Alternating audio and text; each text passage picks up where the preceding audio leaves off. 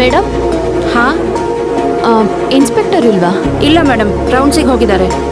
ಬರೋದು ಎಷ್ಟೊತ್ತಾಗತ್ತೆ? ಗೊತ್ತಿಲ್ಲ ಮೇಡಮ್. ಪ್ರಬಲ ಅವ್ರ ಜೊತೆ ಮಾತಾಡ್ಬೋದಾ? ಹಾಂ, ಹೋಗಿ ಮಾತಾಡಿ. Thank you. ಹಾಂ.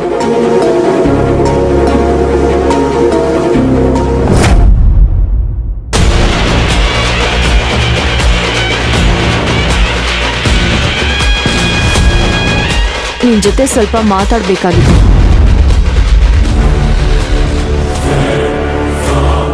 ಮಾತಾಡು.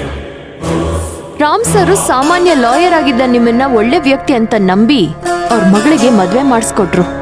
ಕಂಪನಿಲಿ ಒಂದು ಸ್ಥಾನ ಕೂಡ ಕೊಟ್ರು. ಅಂತ ವ್ಯಕ್ತಿನ ಸಾಯಿಸೋ ಪ್ರಯತ್ನ ಮಾಡೋ ಅಂಥದ್ದೇನಿತ್ತು? ಅದೆಲ್ಲ ಹೇಳಕ್ಕಾಗಲ್ಲ. ಹೇಳಿದ್ರು ನಿಂಗೆ ಅರ್ಥ ಆಗಲ್ಲ.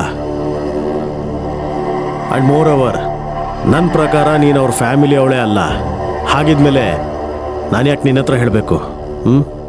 ಓ, ಫ್ಯಾಮಿಲಿ ಆಧಾರ ಸ್ತಂಭನೇ ಸಾಯಿಸಕ್ ಹೊರಟಿದ್ ನೀವು ಈಗ ನಮ್ಮ ಫ್ಯಾಮಿಲಿ ಅಂತ ಮಾತಾಡ್ತಾ ಇದ್ದೀರಾ.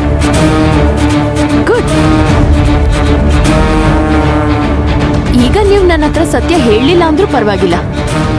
ಆದ್ರೆ ಒಂದಲ್ಲ ಒಂದಿನ ಸತ್ಯ ಆಚೆ ಬಂದೇ ಬರುತ್ತೆ. ಈಗ ನನ್ನ ಇನ್ನೊಂದು ಪ್ರಶ್ನೆಗೆ ಉತ್ತರ ಕೊಡಿ. ನಮ್ಮಪ್ಪಂಗೆ ಆಕ್ಸಿಡೆಂಟ್ ಮಾಡಿಸಿ ಕೊಲ್ಸಿದ್ದು ನೀವೇ ಅಂತ ನನಗೆ ಗೊತ್ತು. ಯಾಕೆ? ಅವ್ರು ನಿಮಗೇನ್ ಮಾಡಿದ್ರು?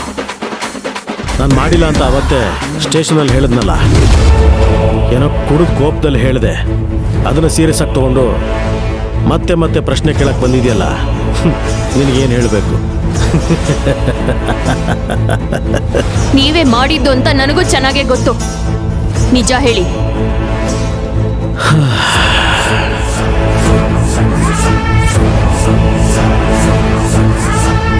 ನೀನು ಯಾವಾಗಲೂ ಮಹಾಭಾರತದ ಕತೆ ಹೇಳ್ತಿರ್ತೀಯಲ್ಲ, ನಾನೀಗ ನಿನ್ಗೊಂದು ಕತೆ ಹೇಳ್ತೀನಿ, ಕೇಳಿಸ್ಕೊ. ಕೃಷ್ಣ ಮನಸ್ಸು ಮಾಡಿದ್ರೆ ಪಗಡೆ ಆಟನ ತಡಿಬೋದಾಗಿತ್ತು. ದ್ರೌಪದಿ ವಸ್ತ್ರಾಪಹರಣನೂ ತಡಿಬೋದಾಗಿತ್ತು. ಕುರುಕ್ಷೇತ್ರ ಯುದ್ಧನೂ ತಡಿಬೋದಾಗಿತ್ತು. ಅಭಿಮನ್ಯು ಸಾವನ್ನ, ಲೆಕ್ಕವಿಲ್ಲದಷ್ಟು ಜನರ ಸಾವನ್ನ ಕೂಡ ತಡಿಬೋದಾಗಿತ್ತು. ಆದರೂ ತಡಿತಿರ್ಲಿಲ್ಲ. ಯಾಕೆ ಹೇಳು? ಅವನು ವಿಧಿವಿಧಾತ. ಆದರೂ ಕರ್ಮನ ನಂಬಿ ಬದುಕ್ತಾ ಇದ್ದ. ಪ್ರಪಂಚಕ್ಕೆ ಭಗವದ್ಗೀತೆ ಮೂಲಕ ಕರ್ಮದ ಪಾಠನೂ ಹೇಳ್ದ. ಆದರೆ ಕೊನೆಗೆ ಎಲ್ಲದಕ್ಕೂ ಅವನೇ ಕಾರಣ ಅಂತ ಗಾಂಧಾರಿ ಶಾಪ ಹಾಕಿದ್ರು. ಆ ಶಾಪದಿಂದ ಕೃಷ್ಣನ ವಂಶನೇ ನಿರ್ವಂಶ ಆಗೋಯ್ತು. ಇಲ್ಲೂ ಅಷ್ಟೇ ಹಾಗೆ ನಡೆದಿದ್ದು. ನಾನು ನನ್ನ ಪಾಲಿನ ಕರ್ಮ ಮಾಡಿದೆ. ಅದರ ಅಪವಾದ ಶಾಪ ನೀನು ನನ್ನ ಮೇಲೆ ಹಾಕಿದ್ಯಾ. ಏನ್ ಹೇಳ್ತಿದ್ಯಾ? ಒಕ್ಟೊಕ್ಟಾಗಿದೆ, ಬಿಡ್ಸಿ ಹೇಳು. ಕಾವೇರಿ, ನೀನು ಬುದ್ಧಿವಂತೆ ಅಲ್ವಾ? ಇಂಥ ನೂರಾರು ಒಗಟುಗಳನ್ನು ಬಿಡಿಸ್ಬೋದು. ಈಗ ನಾನು ಹೇಳಿದ ಒಗಟನ್ನು ಬಿಡಿಸು. ಆಗ ಸತ್ಯ ನಿನಗೆ ಅರ್ಥ ಆಗುತ್ತೆ.